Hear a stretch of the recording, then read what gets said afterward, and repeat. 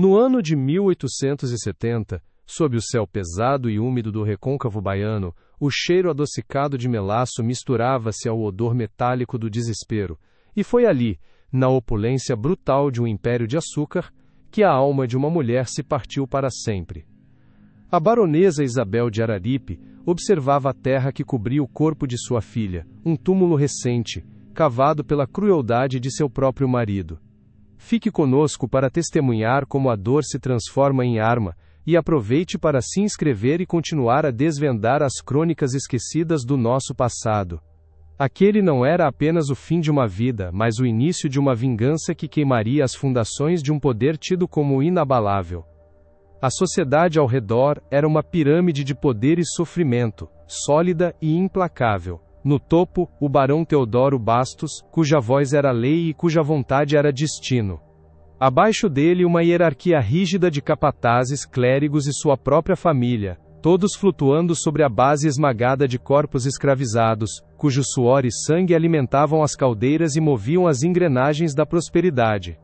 O ar vibrava com o zumbido constante do engenho, o estalar dos chicotes e os cânticos melancólicos que subiam dos canaviais, uma trilha sonora da opressão que Isabel até então havia aprendido a ignorar, mas que agora ecoava como uma acusação dentro de sua mente. Isabel de Araripe, antes uma figura decorativa, uma esposa culta e silenciosa, cuja função era administrar a casa grande com uma eficiência fria e distante, agora se via como uma prisioneira em seu próprio lar. Casada por arranjo com um homem que via pessoas como posses, ela havia se refugiado nos livros e na criação de sua única filha, Lídia. A menina era sua única luz, um reflexo de uma bondade que o mundo do engenho parecia determinado a extinguir.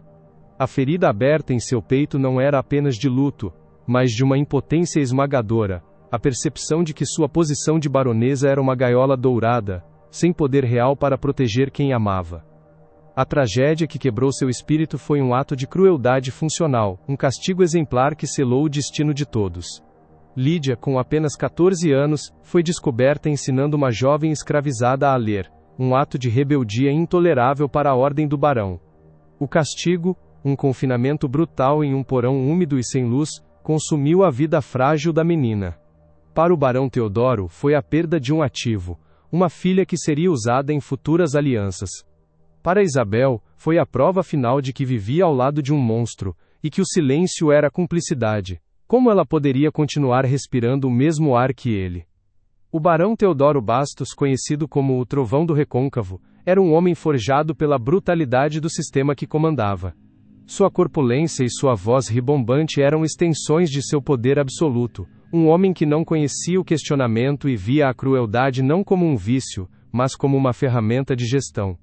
Ele caminhava por suas terras como um deus menor, inspecionando sua cana, seus escravos e sua família, com o mesmo olhar calculista de um proprietário.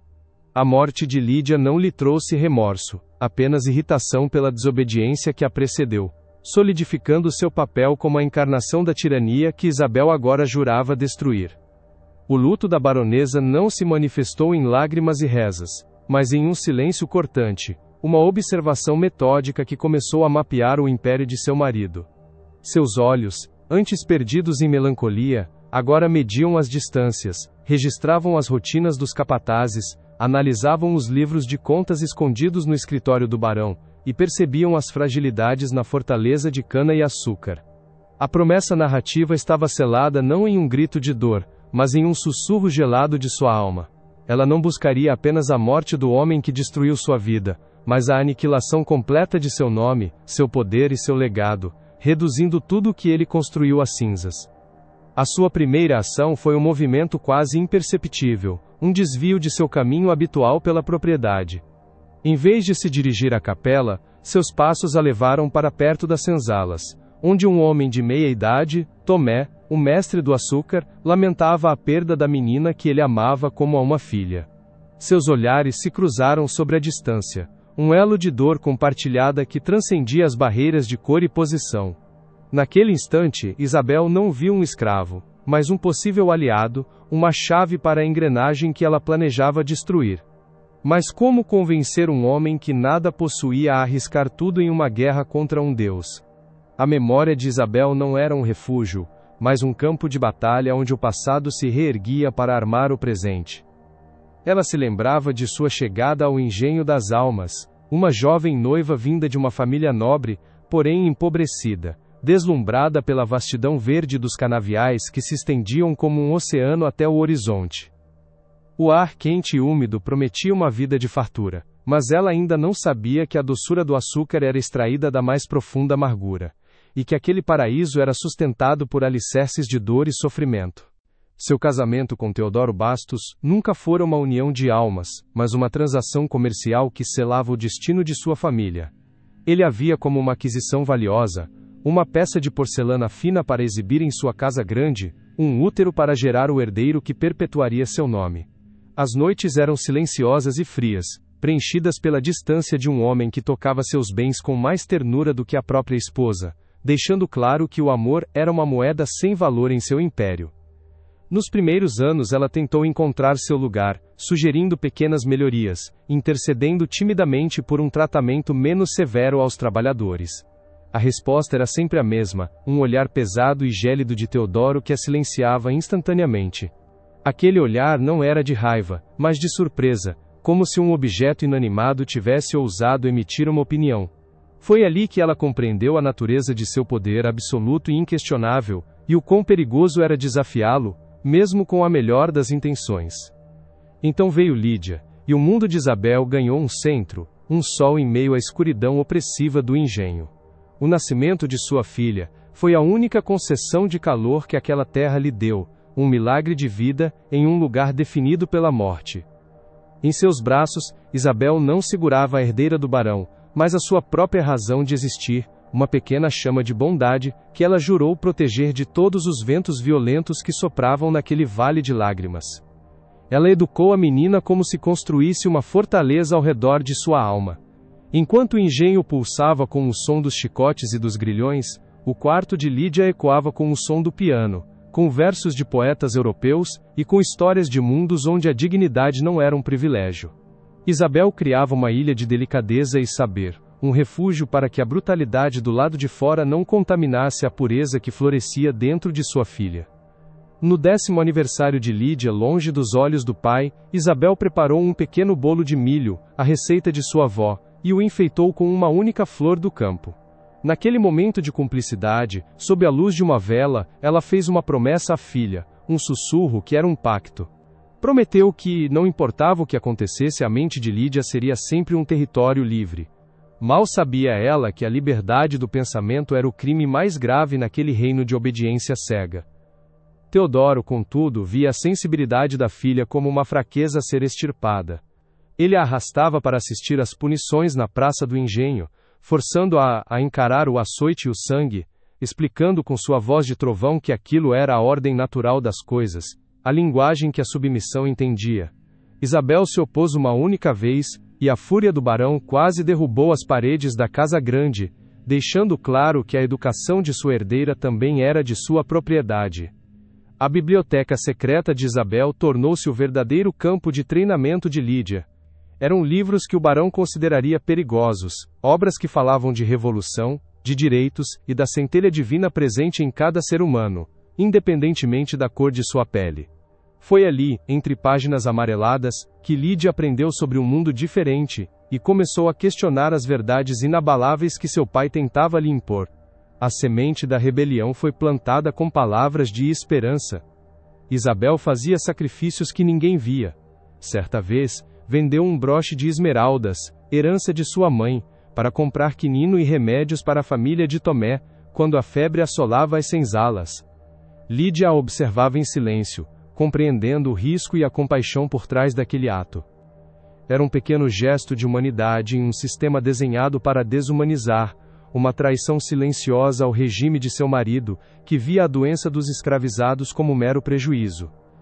As perguntas de Lídia se tornaram mais diretas, mais incisivas, afiadas pela curiosidade e pela empatia. Por que Ana não podia aprender a ler? Por que o pai de Ana pertencia a seu pai? Isabel se via em uma encruzilhada, tentando equilibrar a verdade com a segurança, explicando a injustiça do mundo sem apagar a chama de justiça que ardia nos olhos de sua filha. Cada resposta era um passo em uma corda bamba sobre um abismo. O inevitável aconteceu em uma tarde quente, atrás do galpão de secagem. Lídia, com a paciência de um anjo, ensinava a pequena Ana, filha de Tomé, a desenhar as letras do alfabeto na terra batida com um graveto. Era um ato de pura inocência e generosidade, mas naquele contexto, era uma centelha que poderia incendiar todo o canavial. Um crime de insubordinação que desafiava a própria estrutura daquele mundo. Quando Isabel as descobriu, seu coração parou de bater por um instante. O medo a paralisou, um terror gelado que subiu por sua espinha. Ela deveria intervir, proibir, proteger sua filha da ira do barão. Mas ao ver o brilho de orgulho nos olhos de Lídia, e a esperança no rosto de Ana, ela viu algo mais poderoso que o medo. Viu a promessa de um futuro diferente, e soube que não poderia ser a pessoa a apagar aquela luz. A partir daquele dia, a baronesa se tornou cúmplice. Sua passividade se transformou em uma resistência ativa e perigosa. Ela vigiava, criava distrações, arranjava desculpas para a ausência de Lídia, e garantia que os encontros secretos continuassem. Cada lição ensinada sob sua proteção, era um tijolo a menos na muralha do poder de Teodoro, um ato de vingança silenciosa contra o homem que aprisionava a todos, inclusive a ela.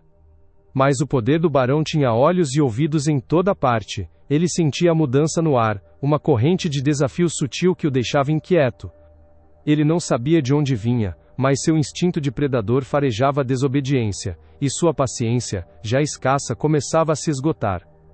A atmosfera na casa grande tornou-se pesada, carregada de uma tensão que prenunciava a tempestade que se aproximava. A descoberta veio da forma mais banal e cruel. Um capataz, buscando agradar o Senhor, ouviu rumores sobre as lições secretas e os relatou como quem entrega uma praga. A informação subiu pela hierarquia do engenho até explodir nos ouvidos do barão. Para Teodoro, não era a atitude de uma criança, mas um motim liderado por sua própria filha, uma traição dentro de sua fortaleza, a mais imperdoável das ofensas. A imagem estava gravada a fogo na mente de Isabel, o momento em que Teodoro arrancou Lídia de seus braços. Os gritos da menina, os apelos desesperados da mãe, tudo era ruído inútil para ele. Naquele instante, ele não era um pai, era um soberano esmagando uma rebelião, um proprietário quebrando um bem que ousou desafiar seu propósito. A crueldade que Isabel apenas observava de longe agora invadia seu santuário e devorava sua única alegria. Em sua última visita ao quarto escuro onde Lídia definhava, a menina com a respiração fraca segurou sua mão e sussurrou uma última súplica. Ela não pediu vingança, mas pediu que a mãe não deixasse que o ódio deles vencesse. Isabel beijou a testa febril da filha, e fez uma promessa silenciosa. Ela não deixaria o ódio deles vencer, ela o aniquilaria, arrancaria pela raiz, queimaria, até que restassem apenas cinzas.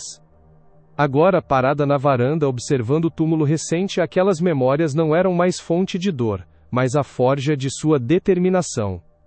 Cada sorriso de Lídia, cada livro lido às escondidas, cada ato de bondade se convertia em combustível para a fogueira que ela acenderia. O luto havia terminado. A retrospectiva de sua vida não era mais sobre o que ela havia perdido, mas sobre o que ela precisava destruir. O plano começava a tomar forma em sua mente, tão claro e implacável quanto o nascer do sol.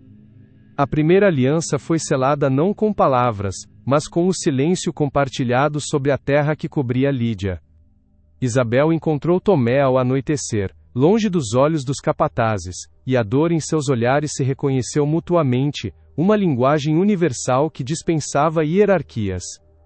Ali, entre o perfume das flores do campo e o cheiro de terra úmida, ela não ofereceu ordens, mas uma promessa.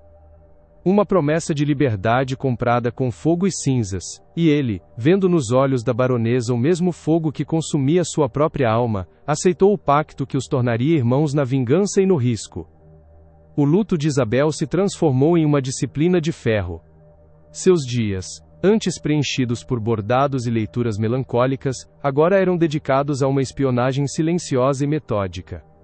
Ela caminhava pela propriedade com um novo propósito, seus olhos registrando as rotinas da moenda, os horários de troca dos vigias, a localização exata dos depósitos de bagaço de cana, o combustível perfeito para o inferno que planejava criar.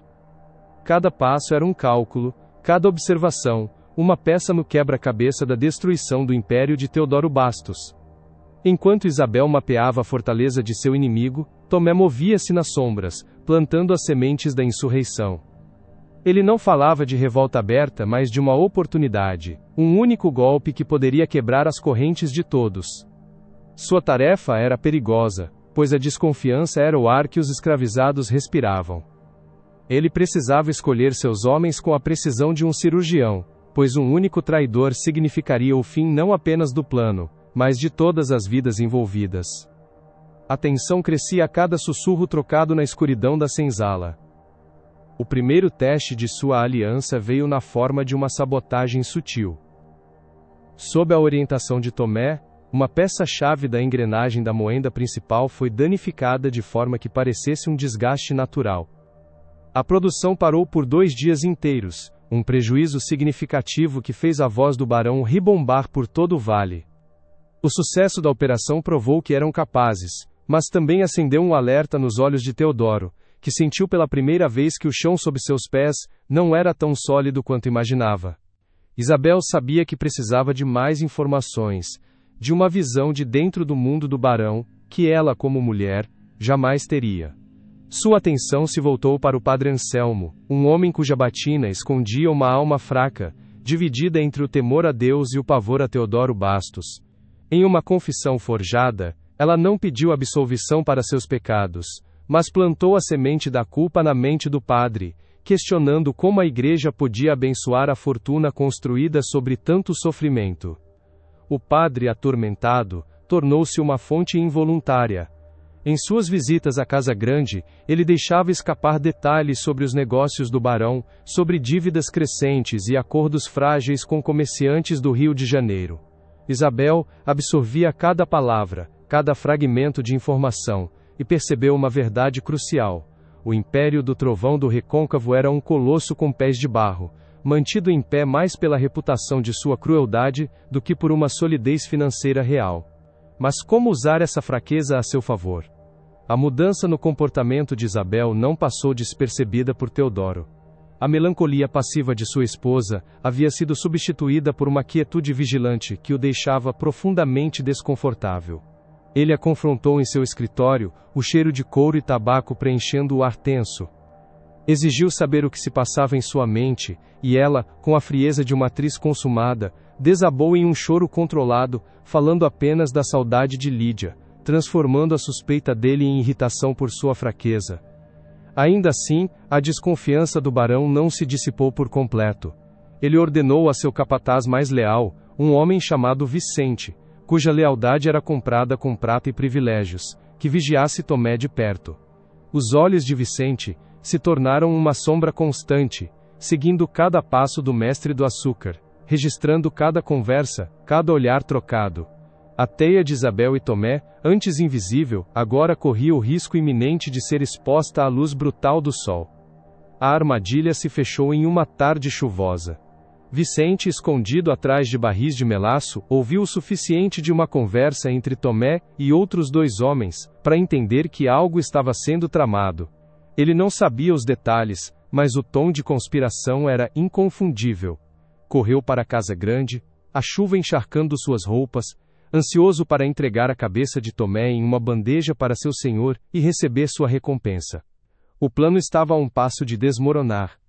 A notícia caiu como um raio no escritório do barão. Sua fúria era vulcânica. Ele já se preparava para ordenar uma sessão de tortura pública que serviria de exemplo para as próximas gerações. Quando Isabel, alertada por um servo leal, entrou na sala. Sua calma era desconcertante. Ela olhou nos olhos do marido, e antes que ele pudesse falar, ela mesma confessou a existência das reuniões secretas, dando-lhes um propósito completamente diferente e genial. Ela explicou, com a voz embargada de uma mãe enlutada, que havia pedido a Tomé para organizar rezas e rituais da terra dele pela alma de Lídia, buscando em sua fé uma paz que a igreja não lhe dava. Ela manipulou a culpa mal resolvida de Teodoro sobre a morte da filha, usando sua própria dor como um escudo. Você resistiria a essa pressão, a essa mistura de luto e devoção? O barão, Pego de surpresa pela audácia e pela plausibilidade da mentira, hesitou. A performance de Isabel foi tão convincente, que a raiva de Teodoro se converteu em desprezo pela superstição de sua esposa, mas ele ordenou que Vicente recuasse. O perigo imediato havia passado, mas o ar ficou ainda mais rarefeito. Todos sabiam que haviam escapado por um fio, e que a próxima suspeita seria fatal. A guerra de nervos havia atingido um novo patamar, e qualquer erro seria o último. A pressão sobre eles se tornou quase insuportável. Foi então que o padre Anselmo, em uma crise de consciência que o consumia, procurou Isabel no meio da noite. Com a voz trêmula e o rosto pálido sob a luz da lua, ele revelou a ela o mais recente ato de crueldade do barão. Teodoro, para quitar uma dívida, havia concordado em vender a pequena Ana, a filha de Tomé e afilhada de Lídia, para um engenho em Minas Gerais, um lugar de onde ninguém jamais retornava. A venda estava marcada para o fim da semana.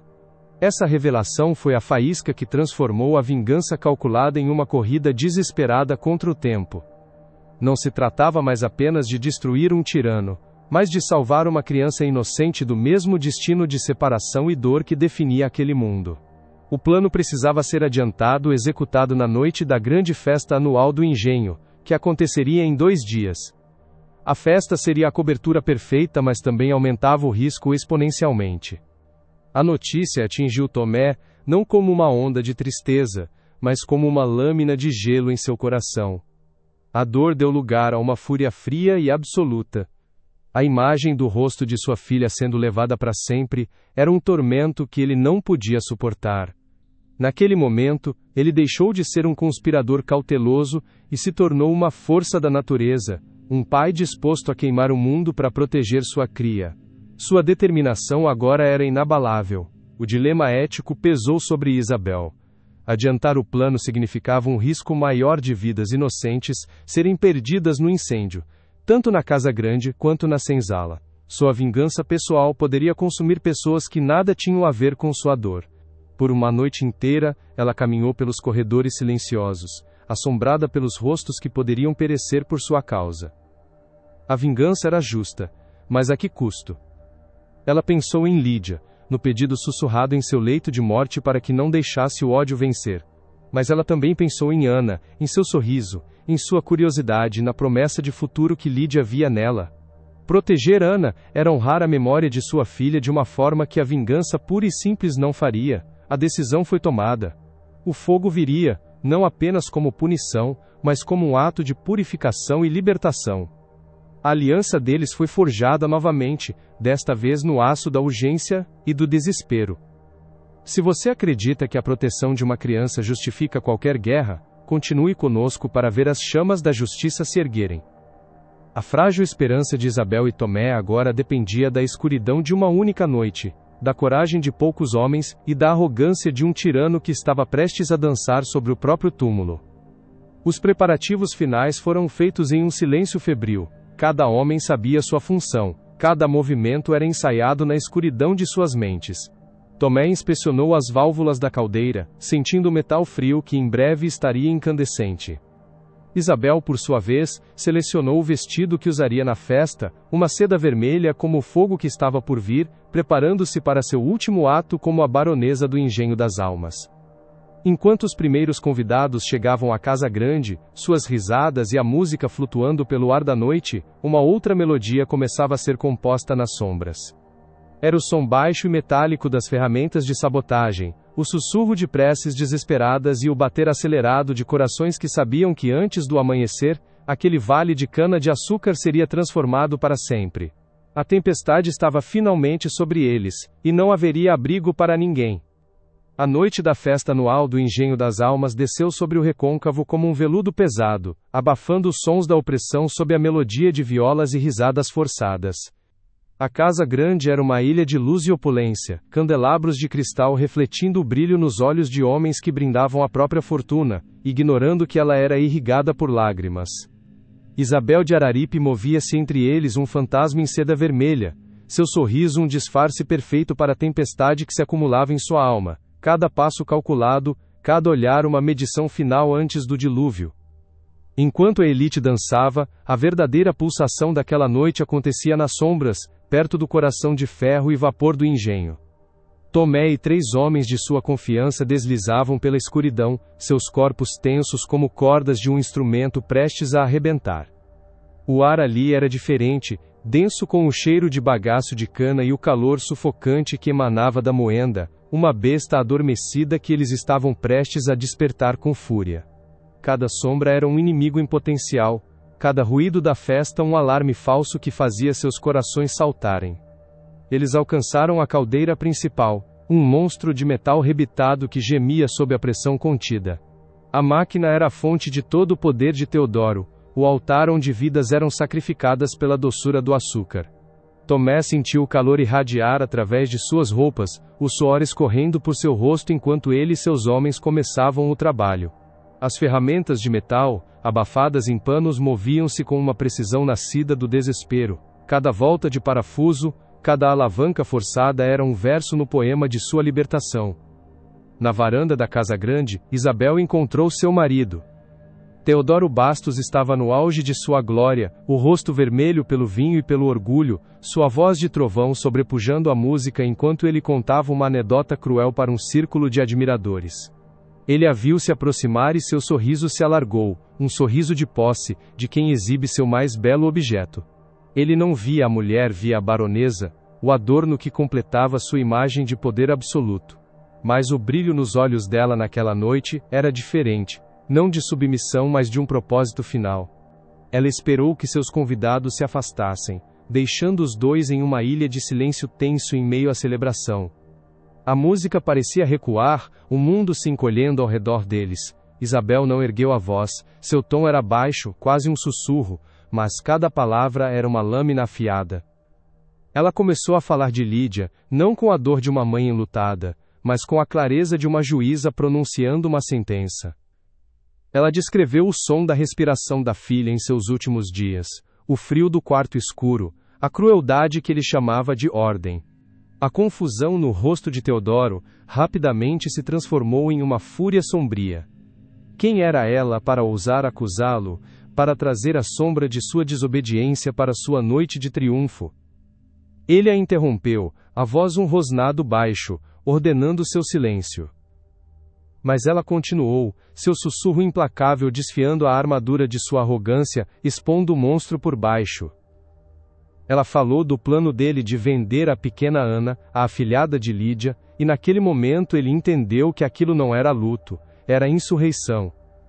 Enquanto isso, na casa das caldeiras a pressão atingia um nível crítico, o metal da grande caldeira começou a estalar, as juntas gemendo como um animal em agonia. Um fino jato de vapor escapou de uma válvula sabotada, um assobio agudo que cortou o ar da noite, um prenúncio do grito que estava por vir. Tomé e seus homens recuaram para as sombras, seus olhos fixos na besta que eles haviam enfurecido, esperando o sinal final que viria não deles, mas do confronto que acontecia a metros dali. A mão de Teodoro se ergueu, grande e pesada, pronta para esmagar a audácia de sua esposa, para silenciá-la como sempre fizera. Seus olhos injetados de ódio prometiam uma dor que superaria qualquer castigo anterior. O tempo pareceu congelar, o gesto suspenso no ar úmido da noite. Era o ápice de sua tirania, o momento em que seu poder bruto se revelaria em sua forma mais pura e violenta. Se você acredita que a justiça, por mais terrível que seja, precisa encontrar um caminho, segure a respiração conosco, pois o inferno está prestes a responder. No exato instante em que seus dedos se preparavam para o impacto, um estrondo ensurdecedor rasgou a noite. Não foi um som, foi uma força física que sacudiu a terra, que estilhaçou os cristais dos candelabros e lançou corpos ao chão. A casa grande tremeu em suas fundações como se o próprio mundo estivesse se partindo. Por um segundo, houve um silêncio absoluto, o silêncio do choque, antes que a sinfonia do pânico começasse. Uma bola de fogo laranja e vermelha floresceu onde antes ficava o engenho, subindo aos céus como um sol demoníaco. Estilhaços de metal incandescente choveram sobre os canaviais, e o fogo, faminto, começou a devorar a cana seca com uma velocidade assustadora. O cheiro adocicado de melaço foi instantaneamente substituído pelo odor acre de fumaça, madeira queimada e algo mais, o cheiro de um império sendo reduzido a cinzas. Os gritos na festa se tornaram uma torrente de terror. Homens e mulheres que minutos antes brindavam a prosperidade agora corriam desesperadamente, suas roupas finas e joias inúteis diante da fúria do fogo. O caos era total, uma pintura viva do inferno onde a ordem e a hierarquia se dissolviam em uma luta primitiva pela sobrevivência. A música havia sido substituída pelos rugidos das chamas e pelos lamentos dos feridos. Teodoro Bastos, atordoado pelo estrondo, virou-se a tempo de ver seu mundo em chamas. Seu engenho, sua fortuna, o símbolo de seu poder, tudo estava sendo consumido. O fogo se alastrava em sua direção, uma onda de calor e destruição, que ele não podia controlar com gritos ou chicotes. Sua arrogância se desfez, substituída por um terror primordial ao perceber que ele não era um deus, mas apenas um homem diante de um cataclisma. Uma viga em chamas da varanda desabou, bloqueando sua rota de fuga. Ele estava preso, encurralado entre a mulher que havia sentenciado sua destruição e o fogo que executaria a pena. O trovão do recôncavo estava finalmente silenciado, não por uma força maior, mas pela consequência de sua própria brutalidade, uma força que ele mesmo havia criado e que agora se voltava para devorá-lo.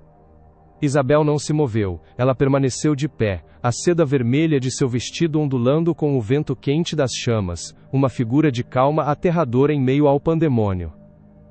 Seus olhos não refletiam o fogo, mas a imagem do túmulo de sua filha, a promessa que ela havia feito sobre aquela terra úmida. Aquele incêndio não era apenas destruição, era a pira funerária de um tirano, e o batismo de fogo de uma nova era.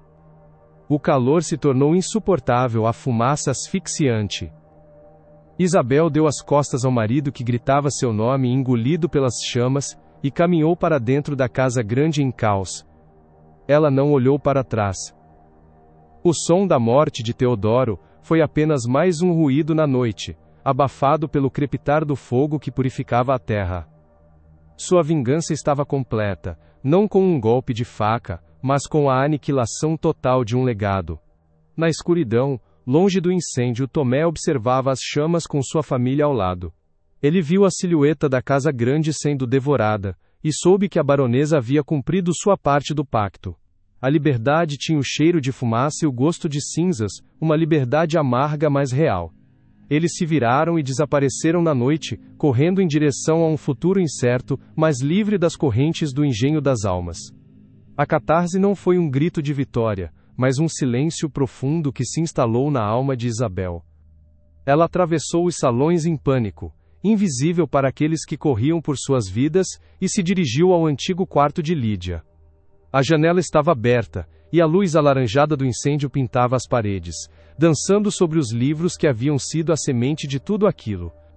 A imagem final daquela noite não foi a do barão perecendo, mas a de Isabel de Araripe de pé, sozinha, em meio às ruínas de seu cativeiro, uma silhueta imóvel contra o brilho de seu próprio inferno calculado.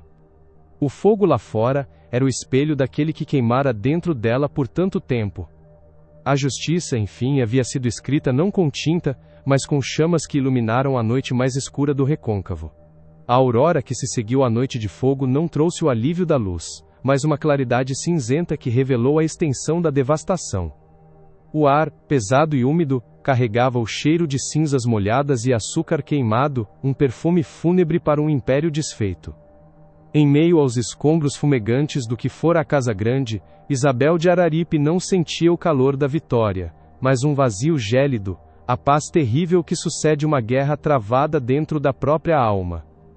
As chamas haviam consumido seu captor, sua prisão e seu passado, mas as cicatrizes deixadas em sua memória eram marcas que fogo algum poderia apagar, a lembrança indelével do preço de sua justiça. Nos jornais da capital, a notícia foi impressa em tipos pequenos, um relato distante de uma fatalidade industrial no interior da Bahia, atribuída a uma caldeira defeituosa e agravada por uma pequena e rapidamente contida insubordinação de escravizados. Os relatórios oficiais sepultaram a verdade sob o peso de termos técnicos e eufemismos convenientes, transformando o ato calculado de uma mulher em uma nota de rodapé na história econômica do império. O nome do barão Teodoro Bastos foi lembrado com pesar formal, o de um pilar da sociedade derrubado por um infortúnio, e a verdade, como tantas outras, foi cuidadosamente varrida para debaixo do tapete da história escrita pelos vencedores. Contudo, sob o verniz da história oficial, uma outra crônica começou a ser tecida, sussurrada ao pé do fogo nas senzalas que sobreviveram, cantada em versos melancólicos pelos campos e transmitida de geração em geração. Era a lenda da Baronesa do Fogo, a senhora silenciosa cujo luto se converteu em labaredas, a mulher que não ergueu uma arma, mas comandou o inferno para purificar a terra. Nesta versão, Isabel não era uma vítima, mas um anjo vingador, um fantasma de fogo e justiça cuja história se tornou um aviso para outros tiranos, e um farol de esperança para os oprimidos, a prova de que mesmo o poder mais absoluto pode ser reduzido a cinzas. Isabel de Araripe, a mulher por trás da lenda, desapareceu como a fumaça ao vento. Não houve despedidas, nem rastros deixados para trás. Alguns disseram que ela se recolheu a um convento na Europa, buscando a absolvição que a terra não podia lhe dar. Outros juraram que ela se juntou a Tomé e sua família, vivendo uma vida anônima em um quilombo distante, trocando a seda por algodão cru.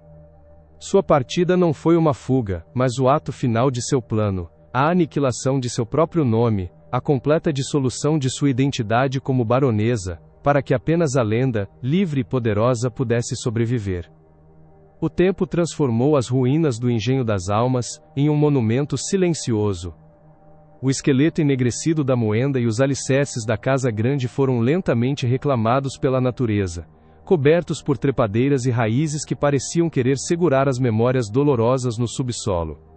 O lugar se tornou assombrado não por fantasmas, mas pelo peso da história, um lembrete mudo e permanente de que a fortuna construída sobre a dor carrega em si a semente de sua própria destruição, um legado de cinzas que o vento do recôncavo jamais deixou de espalhar. E hoje, mais de um século depois, o que restou dessa história não são apenas as ruínas físicas, mas a pergunta que ela nos impõe. Quantos impérios modernos, construídos sobre injustiças silenciosas, continuam a prosperar ao nosso redor? A luta de Isabel contra a tirania de um homem ecoa nas vozes que hoje se recusam a silenciar diante da opressão, nos lembrando que a indiferença é a cúmplice de toda a crueldade, e que a memória é a arma mais poderosa, contra o esquecimento que permite a história se repetir. O vento que ainda sopra pelas ruínas do recôncavo carrega os sussurros dessa crônica esquecida, a história de uma mulher que transformou sua dor na chama da mudança. Se a história da Baronesa do Fogo tocou você, se sua coragem ressoou em sua alma, não deixe que sua lenda se apague. Comente abaixo o que você faria em seu lugar, inscreva-se para continuar desvendando os segredos do nosso passado, e compartilhe este vídeo para que mais pessoas saibam que, às vezes, a justiça precisa do fogo para renascer das cinzas.